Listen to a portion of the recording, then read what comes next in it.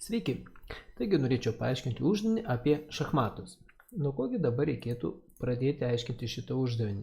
Pirmiausia, peržiūrime sąlygą. Žiūrime taip. Gamykloje gamina robotai šachmatų figūros. Figūros visos patenka į bendrą konteinerį, reiškia jos visos yra suvaišytos. Ir duomenys fiksuojami faile. Mums reikia tokios programos, kuri apskaičiuoja, kiek kokių figūrų yra konteineryje, kiek galima paruošti žaidimo komplektų ir kiek liks nepanaudotų figūrų.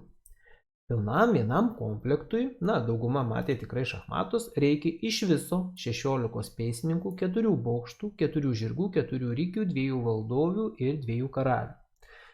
Aišku, komplektas visas šiuo momentu yra baltas, pusė vėliau jau bus nudažyta juodai, nes robotai gamina tik tais baltas figūras. Taigi, pirmoje duomenų eilutėje bus įrašytas bendras visų figūrų skaičius n, o toliau bet kokia tvarka surašyti bus pėstininkai, bokštai, žirgai, rikiai, valdovės ir karaliai. Ir kągi mums dabar reikės padaryti, aš turbūt perjungsiu kitą skaidrę, bus truputėlį aiškiau. Taigi, pas mus yra iš viso 48 figūros. Tai pavyzdžiui, pėstininkas, bokštas, žirgas, rikis. Ir šitoje vietoje reikia išspausdinti, kiek kokių figūrų yra iš viso, kiek gaunasi pilnų komplektų, ir kiek lieka figūrų, kurios dar yra nepanaudotos ir, sakykime, jos liks bendrame konteineryje, nes vienas komplektas jau bus surinktas. Taigi, nuo ko tokią programą reikėtų pradėti? Pirmiausiai aš pasiruošiau duomenų failą, kur susirašiau visas figūras esančias bendrame konteineryje ir man dabar reikėtų tuos duomenis kaip ir persiskaityti. Dabar skaityti duomenis, tiesiog skaityti ir sutraukti juos į paprastą čarų masyvą nelabai apsimoka. Dabar kodėlgi tai? Jeigu tik suvesim paprastas raides, mums paskui vis tiek reikės skaičiuoti, kiek kokių raidžių yra ir panašiai. Todėl galime pasinaudoti tam tikrais iš anksto paruoštais masyvais. Kas yra masyvas, jau jūs visi puikiai žinote. Ir dabar pažiūrime, kokius aš masyvus jums ruošiuosi pasiūlyti. Sakykime, tai bus sveikųjų skaičių masyvas. Dabar taip, kol kas rašausi A, jis yra 6 dydžio ir pasirašau, kad ten skaičiai bus tokie. 16, 4, 4, 4, 2 ir 2. Kasgi dabar tai yra per skaičiai? Tai yra skaičiai, kiek reikia figūrų vienam komplektui. Tai būtų pėstininkai, tarkim, bokštai, žirgai, rikiai, valdovės ir karaliai. Čia bus vienas komplektas. Tai dabar galima vadinti A, bet aš galiu pavadinti masyvą ir komplektas. Toliau, man reikalingas kitas masyvas, kuris atskirtų raidės. Tai bus masyvas char, nes bus simbolių masyvas. Dabar kol kas rašausi B, jis bus 6 vietų ir į kokias raidės reikia atkreipti dėmesį. Tai bus raidė pėstininkas, toliau bus raidė bokštas, toliau raidė žirgas, ne tas ženklas, rikis, valdovė ir liko karalius. Čia bus kas? Figūrų rūšys. Tai aš ir tą masyvą galiu įsivardinti rūšys. Rūsys gavus. Dabar kodėl tai reikia? Man reikia žinoti tiesiog pačias raides, kad jas galėčiau paimti ir palyginti pagal tai, ką aš skaitysiu iš duomenų failų. Ir dar bus paskutinis masyvas, tarkim, kol kas C. Aš jį pakeisiu pavadinimą. Vėlgi. Ir kol kas visi skaičiai, aišku, užtektų ir 1 0, bet aš galiu pasirašyti ir visus 6 nulius. Taigi, šitas masyvas yra tuščias. Taip. Tai yra skaičiai, kiek kokių figūrų aš turiu pagal raidės. Tai čia kiekiai tegu būna. Štai. Čia yra vienas komplektas. Pagaminti kiekiai. Štai. Turiu 3 masyvus. 2 masyvai yra iš anksto paruošti ir jie nesikeis. Ir 3 masyvas, į kurį aš ruošiuosi sutraukti duomenis. Kaip matote, paruošto 6 vietos, papildomų vietų nebus. Tiesiog šitose vietose keisis skaičiai atitinkamai pagal tai, kokią raidę aš perskaitysiu. Dabar taip. Pirmoji funkcija, kuri turėtų atlikti, tai kas bus? Skaitimas. Dabar man reikia ko? Man reikia nusisiųsti, kokios yra rūšys figūrų ir kokie bus kiekiai pagal rūšis. Aišku, kai kuriems kils klausimas, kur yra n kintamasis. Nebijokite, kintamasis n tikrai dar atsiras. Štai.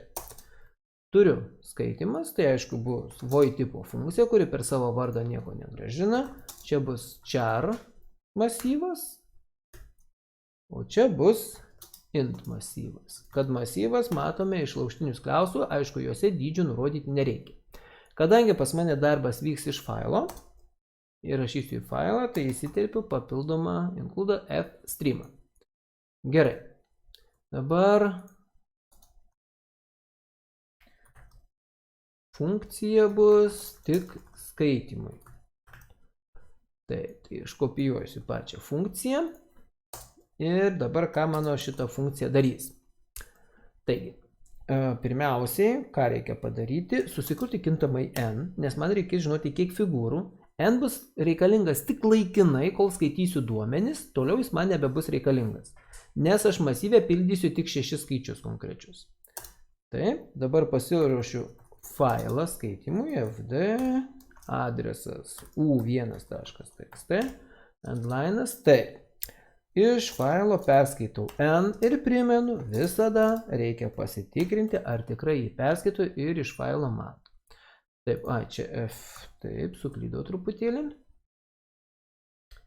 Taigi, aš matau skaičiuką 48, kas yra labai gerai, nes mano faile ir yra toks skaičiukas 48. Tvarkoj, pasitikrinau, reiškia failą mato, duomenis skaito. Dabar taip, reikės skaityti 48 kartus. For tai int i lygu 0, i mažiau už n, i plus plus. Reiškia, šitas ciklas prasisuks, ką aš čia paspaudžiu? 48 kartus ir ką jis skaitys? Jis skaitys simbolius. Reiškia, man reikalingas laikinas simbolis, char s. Iš failo perskaitau s. Štai. Ką dabar perskaičius failą? Iš failo tą vieną simbolį, na pavyzdžiui, pirmasis simbolis yra p, pėstininkas, kągi man su ta raidė reikia daryti. Taigi, aš darau tokį dalyką. Imu dar vieną ciklą. Čia jau raidė J, jį nebegaliu naudoti, nes čia yra vidinis ciklas esantis šitame cikle. Pradedu nuo 0, einu iki 6, nes mano masyvai yra, kaip matot, po 6, J++ ir kągi aš darau. Jeigu mano perskaitytas simbolis yra lygus masyvo rūšis J-ajam simboliui, tai yra iš pradžių tikrina su P raide. Jeigu atitinka P raidę, reiškia masyvo kiekiai, tas pats J-asis narys didėja vienetu. Ir šičia failą fd close. Ir failą pabaigęs visą skaitimą, tai yra už šito ciklo raistinio skliauselio failą uždarau. Kaipgi dabar vyks šitas mano skaitimas?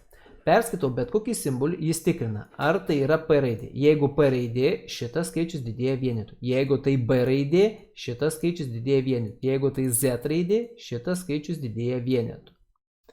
Tai yra pagal atitinkamas raidės, masyvę rūšis atitinkamai, pagal raidės iš masyvų rūšis atitinkamai didės skaičiai masyvę kiekiai. Štai. Ir tokiu būdu aš žinosiu, kiek kokių figūrų yra. Aišku, po skaitimo aš galiu savo į ekraną greitai pasispausdinti įdomumo dėliai, pavyzdžiui, kiekiai ir nulinis narys. Pažiūrėkim, kokį man skaičiuką išspausdins. Sako, yra 24, kas tokie? Pėstininkai, nes tai yra pirmasis narys. Ir pagal mano skaidrės aš galvoju, štai, pėstininkų, kaip matot, yra 24. Reiškia, aš dabar galėčiau paimti ir išspausdinti, kiek kokių figūrų yra į rezultatų failą. Taigi, galima daryti taip. Spausdinimas. Kur čia man raidės maišus. Ką reiškia, reikia spausdinti? Tai aš nusiųsiu rūšys ir nusiųsiu vėlgi kiekį. Taip. Tai tada visą šitą galėčiau kopijuotis. Čia bus spausdinimas ir funkcija pradiniam spausdinimui. Tvarkoj, ir štai šitaip, šitą funkciją aš jau sutraukiau. Štai. Kaip spausdinsim? Of stream fr u1 res.txt ir dabar į failą man reikia išspausdinti kokiu būdu? Ogi reikia vertikaliai išspausdinti raidę ir už tarpo skaičiuką. Gerai, taip ir padarom. For int i lygu 0 į mažiau už 6, nes mano masyvai tik 6 dydžio. Ir spausdinam ką? Rūšys. Įtasis narys. Tik spausdinti neparašiau, atsiprašau. Štai taip. Spausdinam ir tada už vieno tarpelio spausdinam kiekiai irgi jo įtasis narys. Tai yra nulinis, pirmas, antras ir taip toliau, gale aišku endline'as ir šitą darbelį padarius fr close. Štai paimam padarom, programa įvyko, pažiūrim koks yra rezultatų failas. Taip, kaip matote, tuoj palaukit, aš įsijungsiu skaidrės, rezultatų failiuką ir jis puikiausiai viską atitinka. Štai šitą dalį aš jau įvykdžiau. Tvarkoj. Dabar sekanti dalis. Man reikia nustatyti, koks yra kiekis susidarančių komplektų. Int. Tarkim, kintamasis bus sudaryta. Bus lygu. Ir dabar, taip, komplektavimas. Tokia funkcija sudėtinga, komplektavimas. Dabar, ko man reikia komplektavimui? Komplektavimui man iš tikrųjų reikia žinoti, kiek sudaro vieną komplektą, o komplekto užrašas štai yra čia. Ir dalinant visus kiekius štai iš šitų skaičių, ta dalyba, kuri bus mažiausia ir gausis tiek komplektų. Tai yra, kurių figūrų bus mažiausiai, pagal tai ir gaunasi pilni komplektai. Pavyzdžiui, jeigu karalių bus tik tais 2, reiškia išeis tik vienas komplektas, nesvarbu, jeigu kitų figūrų būtų gerokai daugiau. Reiškia man taip, į komplektavimą reikia ką siūsti? Komplektą ir siūsti kiekius. Taip, į komplektavimą, tai šitas man nereikalingas jau yra. Taip, į komplektavimas komplektai ir kiekiai. Taip, dabar šitą funkciją, kadangi aš prašiau int sudarytą lygų, reiškia jį per savo vardą, grąžins kažkokį tai skaičių. Komplektavimas. Taip, ką aš čia atsiunčiau? Int komplektas ir atsiunčiau int kiekį. Štai. Turiu tokią funkciją. Dabar ją. Tai čia bus kas? Funkcija komplektų, kas čia per žodis? Komplektų skaičiui. Taip, ir štai čia darom tą funkciją. Dabar taip, kaipgi man nustatyti, koks tas skaičius yra mažiausias. Reiškia, aš pasirašau int, tarkim, kad ir kiekis, kuris bus lygus iš pradžių dideliam skaičiu. Tarkim, aš sakau, kad tai bus 100 000 komplektų. Ir einu dabar per visas figūras. For int I lygu 0, I mažiau už 6 ir I plus plus. Ir darau tokį dalyką. Jeigu kiekis yra didesnis už kiekiai masyve, kur yra surašytos visos figūros, už kiekiai įtąjį narį, tai tarkim nulinis narys, tai bus pėstininkai. Pėstininkus dalinam iš vieno komplekto kiekio. Kaip taip suprast? Sakykime, čia būtų koks nors skaičius 32. 32 dalinam iš 16, gauname 2, kas reiškia, kad pėstininkų užtenka 2 komplektams. Ir taip, jeigu mano kiekis yra didesnis negu dabar susidaro šitų figūrų pėstininkų, reiškia mano kiekis mažėja, tai yra jis vietoj 100 000 virsta į tą pėstininkų skaičių. Toliau po pėstininkų patikrins bokštus, tada žirgus, rikius, valdovės ir karalius. Ir jeigu nors kartą gausis dar mažiau galimų komplektų, štai šitas kintamasis kiekis pasikeis. Na, jeigu šita vieta būtų neaiški, kai darysime klasėje, tai galėsiu atskirai paimti, papaišyti su skaičiukais, sakykime, per kokį peintą ir parodysiu. Tikrai, jeigu bus klausimų, sakykime. Ir ant galo, jau kai randam kiekį, gražinam kiekis. Taigi, ir šitas kiekis grįžta į žodelį sudaryta. Ir dabar pabandykime išsispausdinti, kiek yra sudaryta. Taip, int sudaryta, ką aš blogai padariau. Komplektas. Raidę praleidau vieną, taip. Dar kažkas negerai. Komplektavimas. Iš didžiosios, nu va, kaip. Čia iš mažosios reikia ir čia iš mažosios. Nu, ką dar suklydau. Taip, dabar pažiūrėkim. Komplektas. Komplektavimas. Va, žiūrėkit kaip yra. Rašau, kad neteisingas yra kintamųjų pavertimas iš int į int.